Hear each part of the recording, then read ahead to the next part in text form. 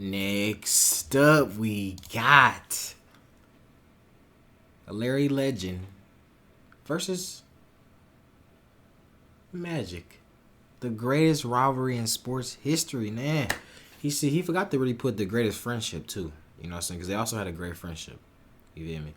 But some more Larry Bird videos. You know what I'm saying? I'm about to come back with the Magic videos, some Michael Jordan videos. So y'all stay tuned with that. You know what I'm saying? I might throw in some LeBron, maybe some of the new current players. You know what I'm saying? But hey, let's see what it is. Time. Magic Johnson's career. You can't talk about Magic Johnson's career without mentioning Larry Bird, and vice versa. They were two of the best and most successful players in the 80s. Their rivalry saved the NBA from going bankrupt and shutting down. We'll talk about how their relationship started, how they drove each other crazy, and how they formed the most iconic rivalry in sports history. Growing up, Larry Bird was born in 1956 in French Lick, Indiana, 2.5 years and 357 miles up north. Irvin Johnson said hello to the world from Lansing, Michigan. There were a lot of differences. You know what I'm saying? I forgot. My dad did tell me. Magic is from Michigan. You know what I'm saying? If y'all didn't know, I'm from Detroit, Michigan. You feel me? So, hey, me and Magic damn near family. Honestly.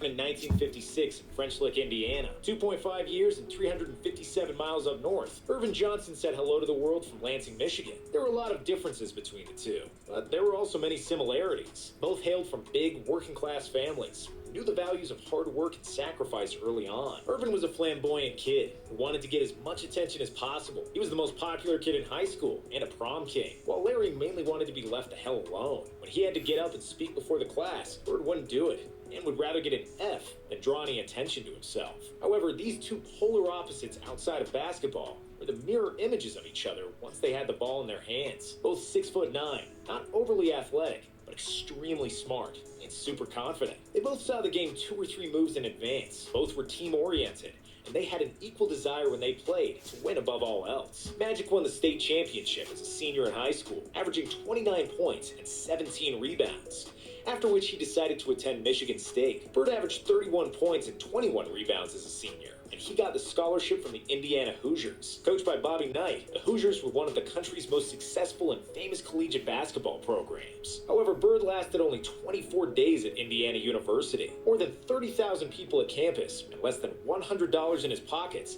were too overwhelming for a hick from French Lick. So Larry returned home to a town of 2,000 inhabitants and became a garbage man. He drove the garbage truck, painted park benches, cut grass, fixed what needed to be fixed. His mom didn't speak to him for months because he ran away from a college scholarship. After a year of picking up garbage, Larry decided to return to the university. However, he opted to go to a much smaller Indiana State, which was much more suited for his social skills at the time. While the Hoosiers Dang, bro, imagine. So basically, he went because it was just, I guess it was too much. You know what I'm saying? It was too many people or whatever. Imagine, like he already said before, that Bird will literally get an F on a presentation in school because he didn't want to draw no attention to himself. That's crazy, bro. He left for college. Damn, bro. Talk about antisocial. That's me though. I ain't gonna lie. I'm the same way. I ain't gonna get no F though, but I'm definitely antisocial. Third NCAA title in 1976. Indiana State had never even reached the NCAA tournament. However, that would soon change with Larry Bird on the team. Bird averaged 30 points, 13 rebounds, and 5 assists per game with the Sycamores, and led them to an 81-13 record during his tenure. In his senior year, Indiana State reached the NCAA tournament for the first time, and did so in a spectacular fashion. With Bird dominating the college ranks, Indiana State got off to a 33-0 record and reached the NCAA finals against Michigan State, their sophomore point guard, Magic Johnson. First meeting, 1979 championship game, in the NBA draft.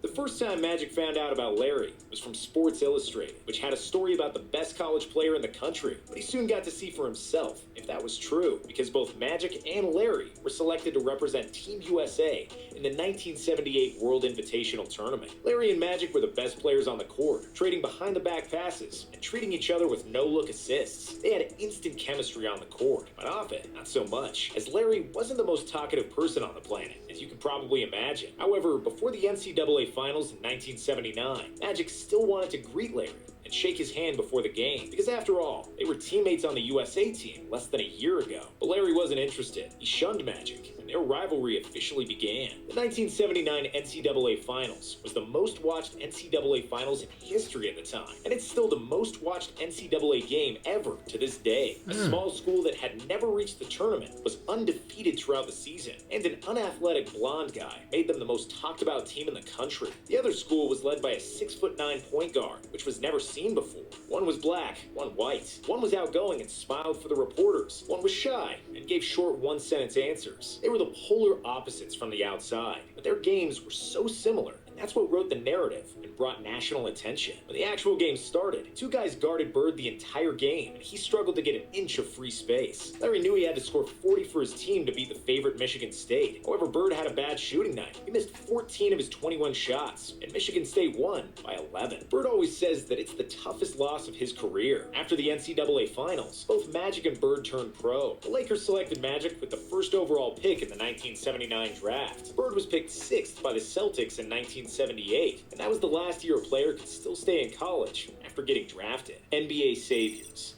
By the end of the 70s, the NBA was in big trouble. TV ratings were down, attendance was low, and there was very little buzz around the league and its players. Out of the top 10 most watched basketball games in the 70s, 9 were college games, and tape delays were the norm for the NBA. Drugs were a big issue. The level of basketball wasn't that great, and fights between players happened on the regular. The overall image of the league was terrible. Sponsorships were hard to come by, and the league nearly collapsed by the end of the 70s. However, when Bird and Magic came to the NBA in 1979, they brought the hype that surrounded them in college. They both made the All-Star team as rookies and transformed their teams into title contenders. The Celtics improved their win total by 32 games from the year before Bird and finished first in the Eastern Conference. Magic's Lakers were first in the West, and the teams were destined to clash in the finals. But the Sixers spoiled another Bird and Magic duel. On the morning of the deciding Game 6 of the finals, the news came that Larry Bird won Rookie of the Year with 63 votes compared to just 3 votes for the second-place Johnson. Magic was pissed, and he'd go on to pour 42 points and 15 rebounds in the deciding Game 6, bringing Los Angeles their first title after 8 years and securing the Finals MVP trophy. When he saw that Magic won another title, Bird was furious. And that's just who these guys were and how they behaved, envious of each other's accomplishments and maniacally driven to elevate their play. Whenever the season schedule came out, I would circle the 2 games with Boston. Those were the 2 games more important than the other 80, Magic Johnson said. I read the newspaper every day during the season. I was only interested in one thing. What numbers did Magic Johnson have last night? Larry Bird. In 1981, Bird won his maiden title with the Celtics. And in 1982, Magic won another one with the Lakers. After that, the league was essentially Bird and Magic, and then everybody else. TV doubleheaders always featured the Lakers and the Celtics against whomever they happened to be playing. From 79 to 84, the NBA's TV ratings rose significantly. Attendance jumped 42%. Bro, imagine literally being the reason why people watch basketball. That is actually a very good accomplishment in life. I'm not gonna lie. Imagine coming in the league, nobody even watch basketball. You coming in there being you and somebody else being that good at basketball, having all this hype, y'all make people want to watch just y'all. You know, not just y'all obviously, but like, you know what I'm saying? Y'all make people want to just watch y'all. Now they want to watch, okay, I like these players, you know what I'm saying? I want to explore more into this sport. You feel me? Like imagine basketball wasn't even this big as it is nowadays. Imagine. 1979 to 89, easily the biggest gain among the 4 major American sports. While some credit has to go to David Stern and some to Michael Jordan, the main reason for the NBA's rise has to do with Bird and Magic. They were 2 phenomenal players who got drafted to the most iconic franchises and embodied the drama of American race relations, but did nothing to stir up the hatred themselves. Finals clashes. After the Sixers defeated the Celtics and the Lakers to win the title in 1983, Bird and Magic finally both advanced to the greatest NBA stage in 1984. The final series was tough and tightly contested, with the winner decided in Game 7. The Celtics played at home, and Bird was never more determined to win. Magic played badly down the stretch, and Larry finally got his revenge for the NCAA title loss in 1979. Averaging 27 points and 14 rebounds, he was named the Finals MVP, while the media butchered Johnson for his mistakes in the deciding moments. As a result, Magic was on a mission for the 1985 season, and and played the basketball of his life. The Celtics and the Lakers met in the finals again, and after a first game that finished 148 to 114 for Boston, it seemed like the Lakers didn't have it in them. However, after a big bounce back from Kareem, Magic steered LA to victory in 6 games and their first title in 9 NBA Finals against the Celtics. In the summer of '85, after that final series, a monumental shift happened in Bird and Magic's relationship. They started a Converse commercial together, with Magic visiting French Lick and spending time. Oh, that's another thing. I did not even know that Converses was even like the basketball shoe. You know what I'm saying? I did not even know that, because you think about Converse now, it's kind of like a skater shoe or something like that. I don't really know, but you know what I'm saying? You wouldn't think of Converse as a basketball shoe back in the day. So I'm like, why is Magic Bird always not? What the fuck, Magic Bird? Larry Bird, why is he always wearing Converses? All the pictures I seen, he's always wearing Converse. I'm like, what the fuck? But you know what I'm saying? After my lovely supporters, you guys, y'all told me. That shit crazy as hell to me. I'm not gonna lie. He's home with the entire Bird family. For the first time ever, they talked and exchanged more than 2 sentences. After that, they struck a friendship, but their rivalry was as bitter as ever. The Celtics won the title in 1986 against the Rockets, and Bird won his 3rd consecutive MVP award. In 1987, the Lakers returned to the finals, again against Bird and the Celtics. In Game 4, Larry seemed to have scored a game winner, but Magic erased it with a spectacular hook shot with 2 seconds remaining, a redemption for the clutch misses in 1984. Bird still had a good look for the win, but he missed a jump shot at the buzzer, and the Lakers took a 3-1 series lead and eventually won the series in 6. After the finals, Bird called Magic the best player he'd ever seen. Later years. As Magic soared and won another title in 1988, Bird was breaking down. He injured his back while chopping wood in French Lick in 1985, and the injury worsened every season. He missed almost the entire 1989 season with a torn Achilles. When he came back, he needed nearly 3 hours of preparation and spinal adjustments to play basketball. He was under enormous pain, and it was hard for him to walk, let alone play. But being a tough SOB that he was, he stuck around until 1992, even though he should have probably retired in 1988. Magic kept winning MVPs by the turn of the decade, and the Lakers kept making the NBA Finals. However, they couldn't defeat the Pistons in 1989, and the Bulls in 1991 to claim the title. Before the 1992 season had started, Magic received terrible news. He contracted HIV and subsequently retired from the NBA. Bird was in shock, and he immediately called Magic. Johnson confirmed that the news was true, and he later said that the call from Bird meant the world for him because he realized how much affection Larry really had for him, despite their rivalry. Larry said that he felt the same that day. I feel like even though Larry Bird is, antisocial, or you know what I'm saying, he likes to, he's a competitive. You know what I'm saying. Even though he's always thinking, he's still a good person at heart. You can just tell by how he, you know what I'm saying. You just look at him honestly. You know what I'm saying. Or I don't even know him. You can look at him like he might be, you know what I'm saying, competitor. But he's a good guy. You know what I'm saying? That his father passed away. For the first time what happened? For him, because he realized how much affection Larry really had for him, despite their rivalry. Larry said that he felt the same that day as on the day that his father passed away. For the first time in his career, he didn't enjoy playing as much, with Magic not playing. But that wasn't the end.